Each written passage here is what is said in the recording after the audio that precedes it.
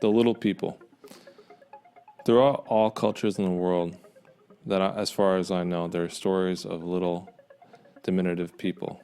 When I say little people, I don't mean people with dwarfism. I mean mythological beings that range from 6 inches tall to about 4 feet tall. In Alaska, we have little people that we call the Izhigaks, where I'm from in Nome, Alaska. And Izhigak literally translated English means the people that hide. There's a lot of sightings from hunters and people who berry pick every year.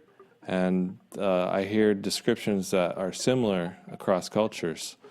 The hooked nose, the pointy-ish nose, the pointy ears. The Izhigaks in Alaska have larger eyes, and they generally like to come out in the dark. That's at least some of the stories I heard. And we have little 6-inch to 14-inch tall little people also. So we have more than one type. And the purpose of this video is to show that there's different tribes throughout the world. I'm interviewing a girl from Honduras. She's had many encounters with these little people up close and personal. So she has a lot to share. Enjoy.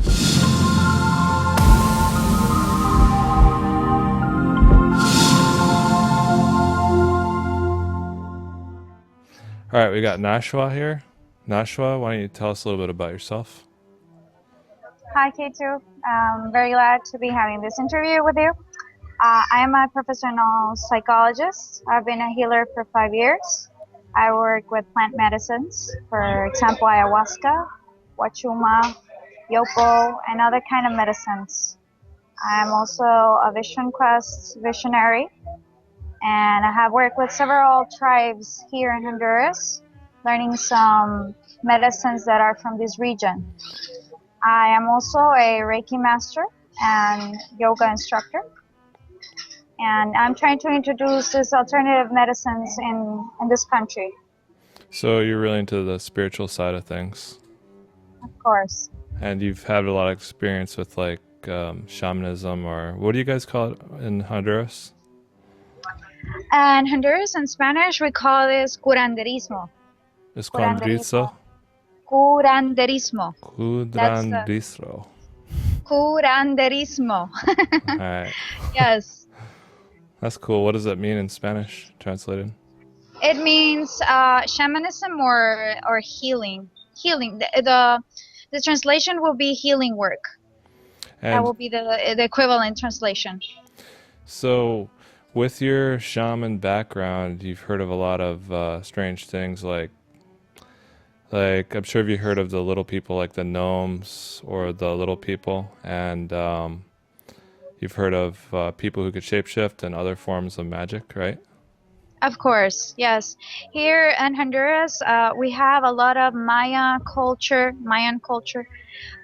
They were actually the natives of this land, and they had many stories about little people, because they told in stories and legends that these little people took care of the mushrooms they used in several ritual ceremonies they have. Wow. So what were they depicted as? Caretakers of the wild or the nature? Exactly. Exactly.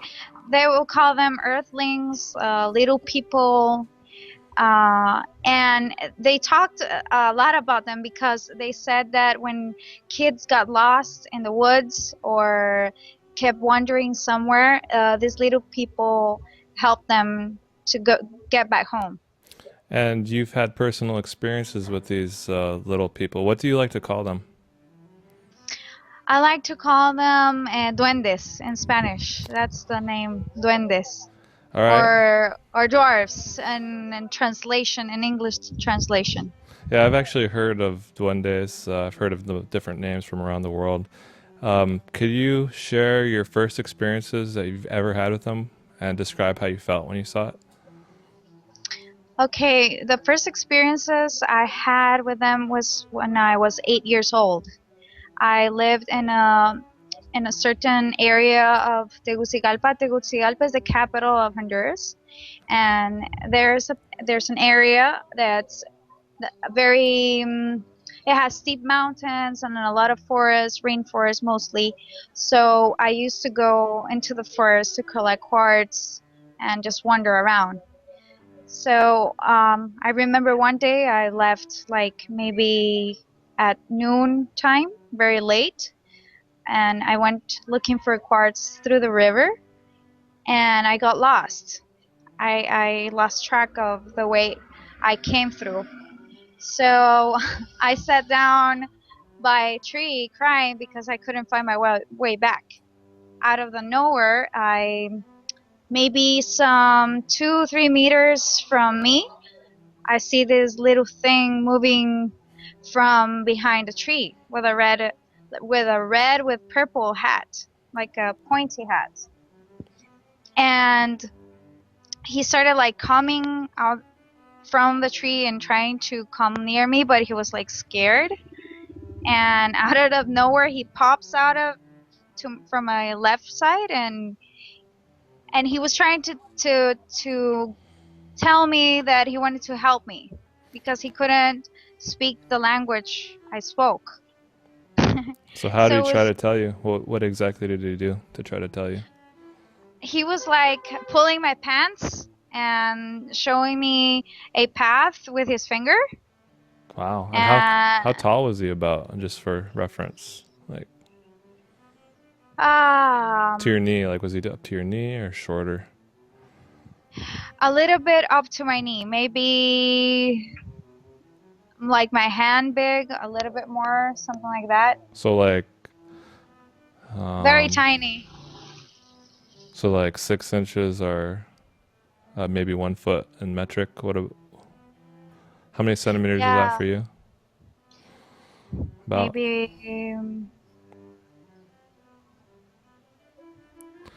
centimeters, inches, I don't know, Was maybe was it? Go ahead. Go ahead. Sorry.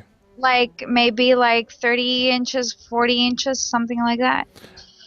I No. think so. No, No, no, or a little less. taller than your height. I'm talking about centimeters. I want your measurements for your Oh, country. yes, Yeah. yes, yes, true. Yeah, the measures are different.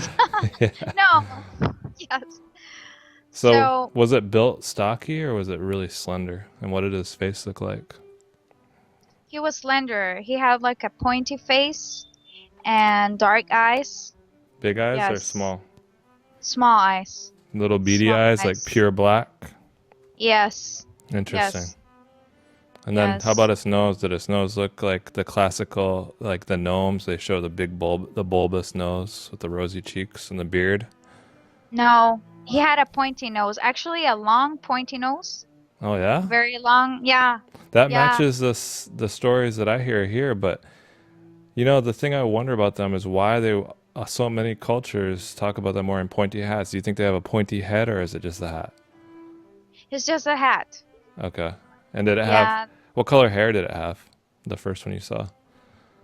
he had like I saw a little bit of his hair because it was like a male dwarf, Mm-hmm. male duende, and he had like red with brown hair, a combination. And shaved face, clean shaven? Yes, clean shaven. Okay, so sorry for interrupting your story. I just want to get a more No, it's descriptive. okay. So he was Of tugging on course. your pants because he couldn't speak your language, and then what happened? So he made me like get up on my feet, and he started showing me the way back. But it was interesting because he kept like popping from one place to another, like Hmm. when you appear magically in a place, like popping from one place to the other. Was it like And teleportation, or was it like tele- was it teleportation. so it was like instantaneous? He's here, then he's here. Exactly that, Okay. teleportation. Thank you for the Okay. word. Okay. Yes. Wow, that's amazing. But he was doing that on the trees, like on the tree branches. Oh wow. He So was, he was yeah, hopping from tree branch to tree branch, just teleporting. yeah, And when he yeah, grabbed you, you could physically feel it, like he was a real flesh and blood thing, not a spirit. yeah. He was real flesh and blood and Okay. everything. Okay, keep going. Yes. I want to hear this. So he led me to the river where I was picking up stones, and What's the then stones? What's the stones? Oh, part stones. Sorry. stones. So Sorry about that. sorry for my English if it's weird. That's okay. So he took me to the river, and basically he just pointed the way out. It was a little path, and he grabbed my pants again, and he was like playing around with it, and he just disappeared. Wow. Yeah. Did it amaze And you?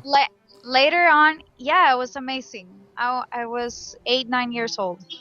8, 9 years old. I remember it clearly, super clearly.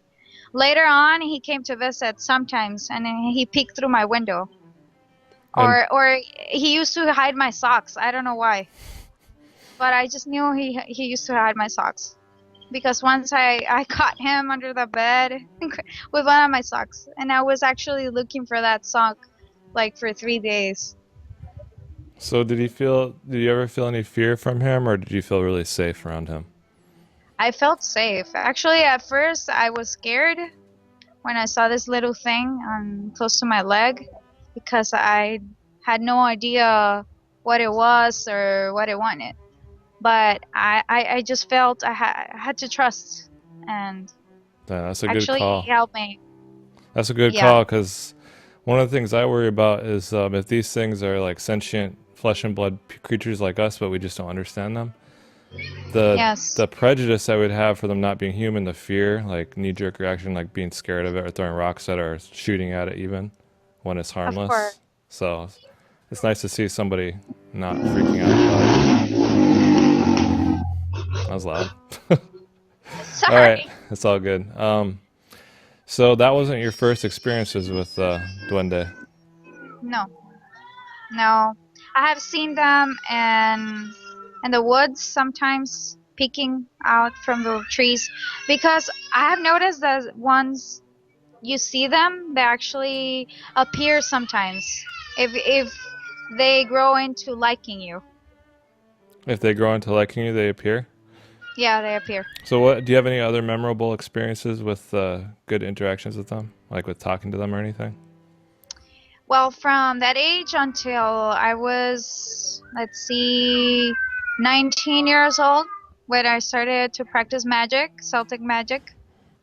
I started to celebrate the different solstices and equinoxes of the year, and I started remembering this duende that appeared to me when I was a kid. So I actually wanted to make like a thank you ritual for him, because it was a very nice interaction and a good friendship. And I made a special ritual, leaving them in my altar what they like to eat. For example, they like honey, they like bread, they like beer. What is an altar for me? I don't know what you're talking about when you say altar. An altar is like a sacred space you place somewhere in your house, in your room, in any place where you can place statues of the goddesses and gods that you believe in, or place objects that represent the elements. For example, a feather or a bowl of water or rocks, quartz, any kind of those things. So an altar is like a sacred space where you practice magic. And the little people are attracted to this place, the little gnomes or duende. Yeah, usually if you leave them treats, yes, they will probably go there. Yeah, they will probably appear. So if I wanted to make an But altar, I'd have to be like in the woods or in my house where I make it. I would suggest like making an altar in your garden for them, probably building a little house for them, because sometimes they like to hide in small places where they feel comfortable, Mm-hmm. and you can leave treats for them there, like So, bread, beer, honey, milk.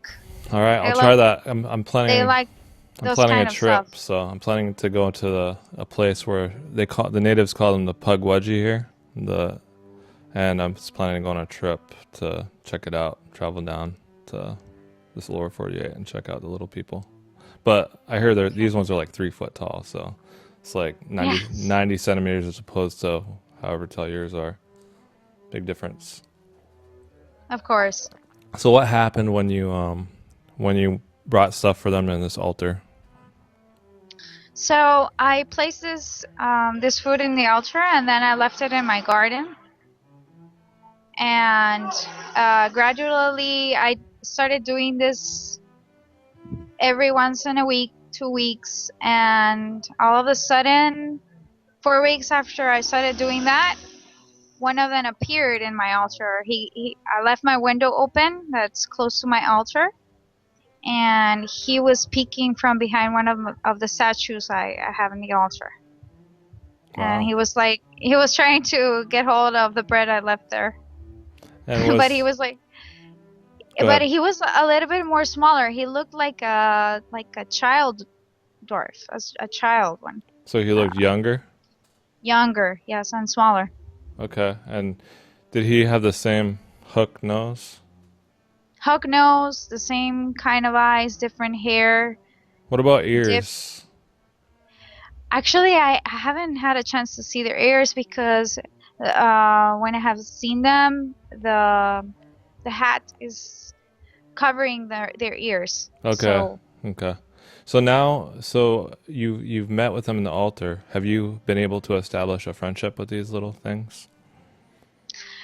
they kind of appear when they like to appear. So I have only got to the point when they appear to get some food or to grab something from my room. For example, socks. I don't know why they have a thing with socks, with my socks at least. But they're like very playful. Like children. They're very playful, like children. Have you ever seen Yes. any with the cliche beard, like the gnomes with the beard? No, So they're all no. hairless faces. And do they all have red Yes. hair or do they have varying color hair? The last one I saw had like black hair, like really black hair. Interesting. What about skin color? White. Very white skin color. Like super white. And what about the hour that you see them? Is it mainly at dusk or dawn or night, or is it during midday sometimes?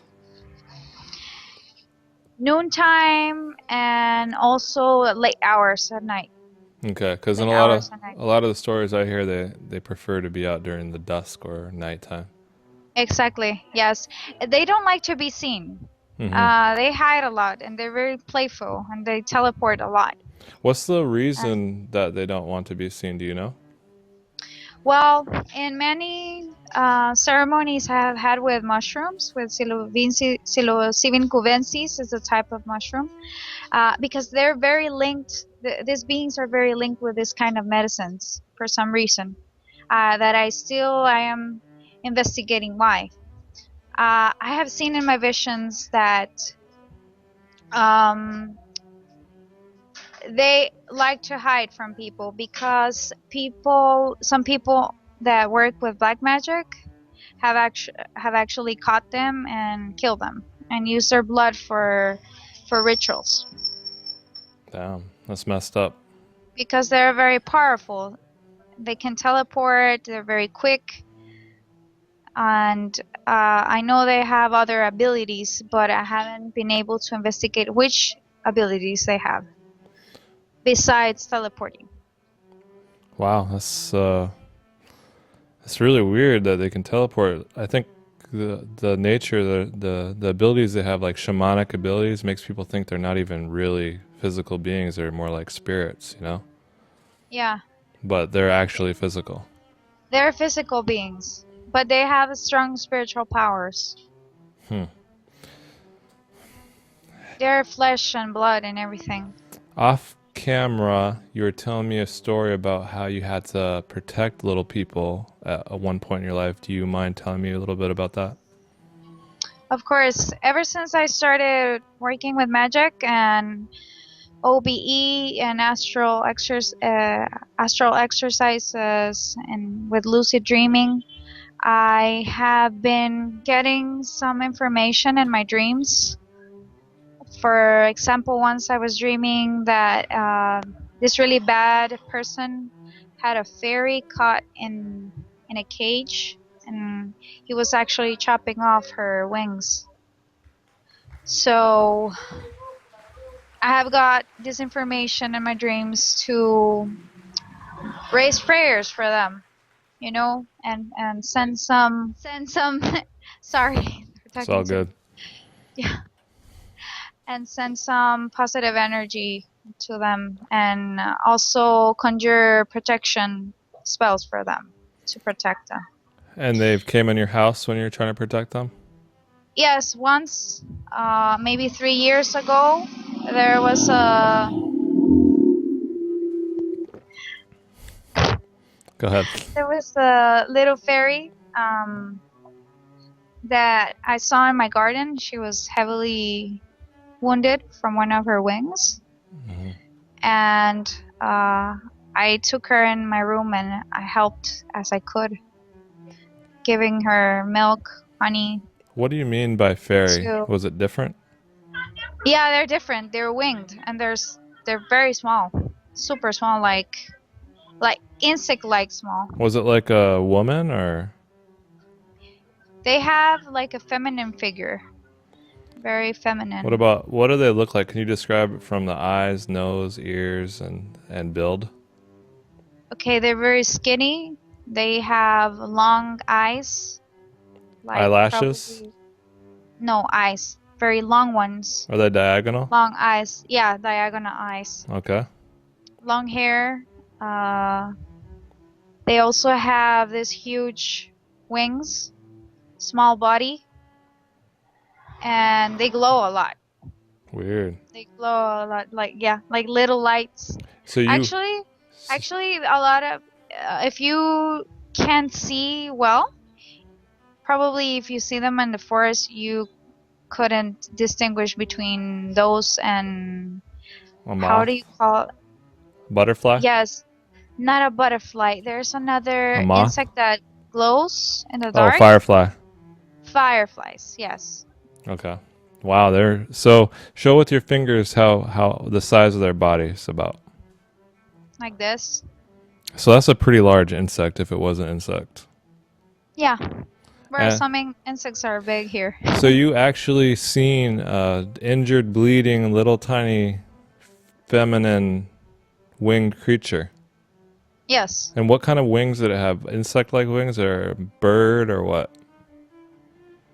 Kind of insect wings, but they're like very pointy. And how can I describe Like it? a bat? Kind of a bat-like Okay. wings. After this interview, I'll put it up on the screen. You could show me an example of what the wings look like, and I'll put it up on the video for people to see. All right. All right. Yes. So what about their skin color? What color was the little fairy skin color? She had a translucent skin, and very glowing translucent skin. It actually looks like a spirit being, because the skin is translucent and glowing, green with maybe silver. But actually you can touch that. It's not a spirit, you know. What color blood did it It's have? flesh. It didn't have blood. It had her wing broken. Oh, okay. Like a part of her wing broken. So a big part broken. translucent skin even on his face, and did it have a delicate little chin, like real dainty? Yes. And kind of big Small eyes? on the snow. Yeah, small nose, long ears. Did it have a human-like nose or? Small pointy nose. Small pointy nose. What about little ears? What about their ears? Little ears, but pointy. Huh. Yes. And what color were the wings? The same color as her skin. And what about her clothes? Did she have clothes or none? None. All right. So Yeah. totally naked? Yeah. Could you see boobs and everything? It looks like boobs, but it's not like boobs. It's really hard to describe. Interesting. You should do a sketch for me, like a crappy one, because I know you're not really an artist. That'd be cool to see. Okay. I will try. How about the gnomes? I forgot to ask about their clothing. What kind of clothes do the gnomes wear? Well, the last one I saw was wearing small pants, like brown pants with a lot of dots, like purple dots. And a red shirt, small shirt, and really pointy shoes. Like really long pointy shoes. Very funny, like clown-like. Did the shoes curl? Yeah, What? That's just like the elves on stories. That's weird. yeah, So it's like all these stories actually, like, they're actually from reality, like from what they really saw, and then we just make fun of it and make all these stupid cartoons and stuff. But people yeah, actually seen these things, and now we just think they're yeah. fantasy and fairy tale, but in reality, they really exist, and we just don't know how to communicate with them or anything. Exactly. Have, They look a lot alike, like people have described them and in drawings and pictures. do you have you ever heard them talk, the little gnome people? No, only laugh. And what does their laughter sound like? Is it super high pitch or Like what? super high pitch and like squirrel-like laughs. Like Very funny. hee. Yeah, very funny. Super funny. Yeah, once they scared me like that. Yeah, they actually did. Damn, that's yeah. Because in Alaska, a lady was she was driving her truck out in the country, and she heard this high pitched laughter behind her, and she's like, it sounded like a girl, and she got freaked out and like took off with her truck. She was like 70, 80 miles out of town. And you know what's funny? My mom's seen these little people, but they're taller, 90 centimeters, about waist high, right? About the size of a Yeah. 3-year-old. And when she sees them like moving like they're just there and then they're there, like a shifty, like a shifting weird. Yes. And They shift. They're like, very fast. yeah, Super fast. and what's weird is like we just like dismiss it. Oh, that's just in your imagination. Oh, that's just blah blah blah, like a hallucination or whatever. But if there is laws of physics or laws of nature that we don't understand, like shamanism is an actual science. That's what I believe, but we just don't understand it. Exactly. How do we know they're not manipulating or taking advantage of some kind of law that we're not aware of, and they're able to do this? Like everything in nature that you look at takes advantage of scientific laws in order to achieve things. You know what I mean? Like it's very complicated science on why, like spider silk works, for example, or how our bones are strong, the lattice structure, or the hexagonal structure of the bones and stuff like that. Yes. And who's to say that there isn't other creatures that didn't evolve to take advantage of a very real thing, which is magic or shamanism, and they learn to use it to their advantage, like actual beings. Of course. And go ahead. Have you seen them at another time besides these times? Like another cool story about them?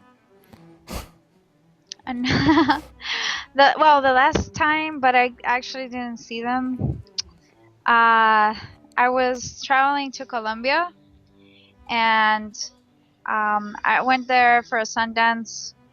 I was packing my stuff to move from one city to another one, and the first thing that happened is that I was packing everything and left some really hot socks that I was going to take with me. Warm socks, you mean? Warm, yes, thank you. Sometimes it's hard thinking okay. in Spanish. It's okay. Yeah. So I left them in the bed, and I was just a moment ago, and I was going to grab them and put them in my suitcase, and there was just one there.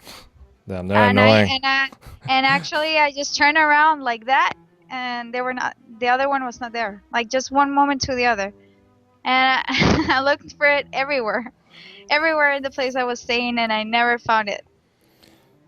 And when I came back to the same place, the lady that gave me hosting in that place, she was like, "Hey, you left your sock. It was in the bathroom in the sink." Yeah, that's weird.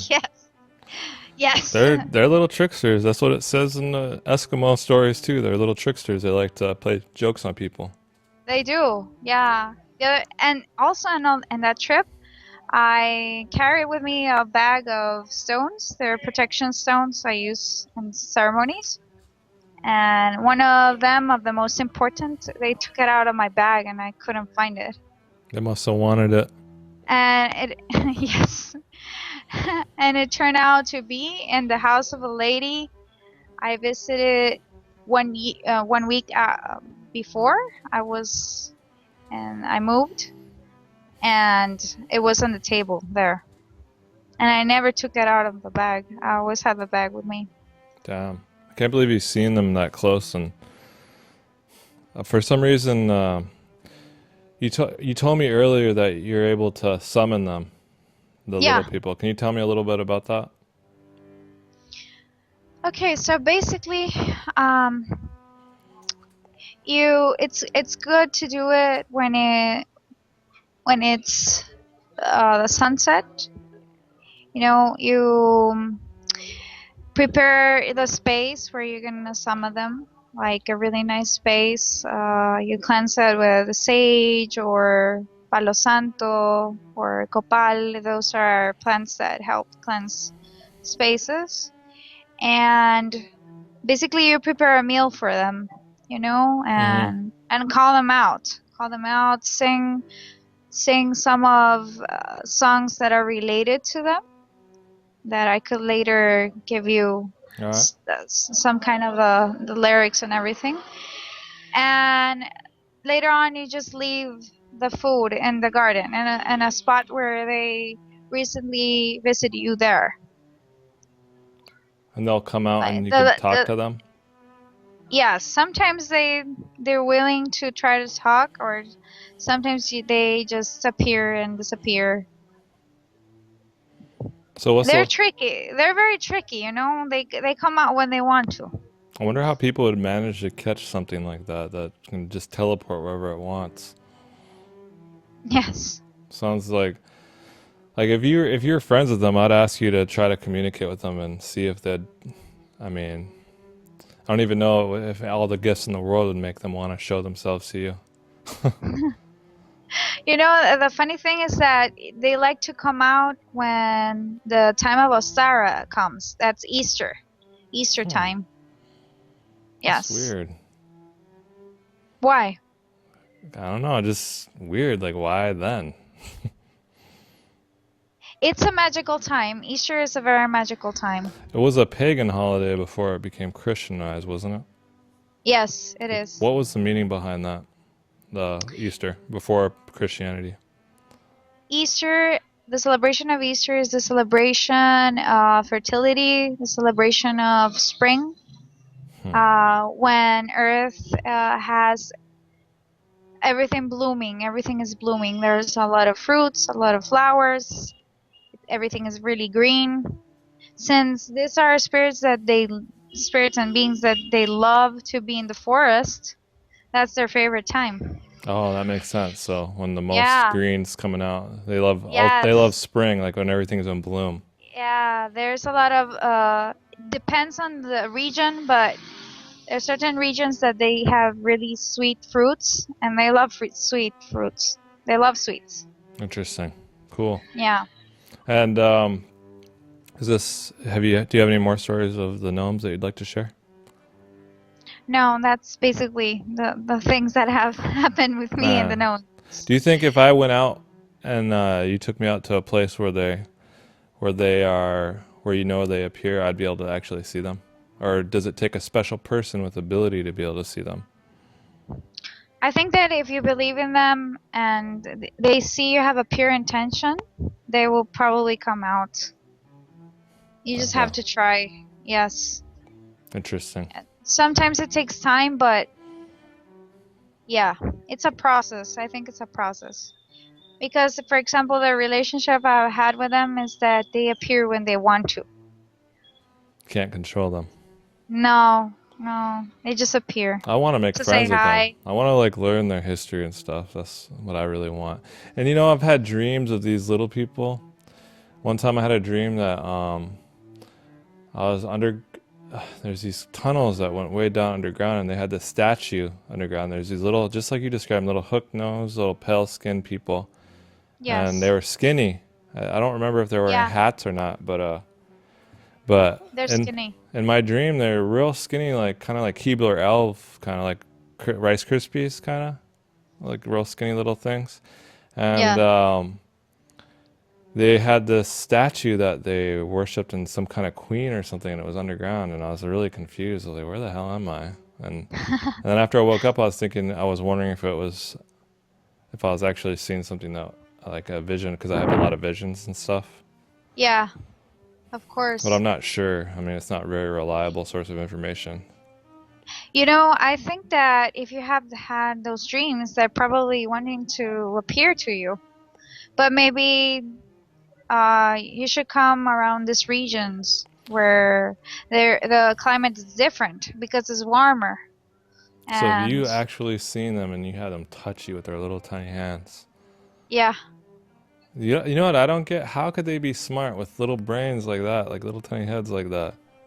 oh, they're very smart, Yeah, way that's too smart. this is what I think. This is what I think about intelligence. I don't think it has anything to do with our brain size. I think it has to do with the mind and the soul being connected and allowing us to have abstract thought.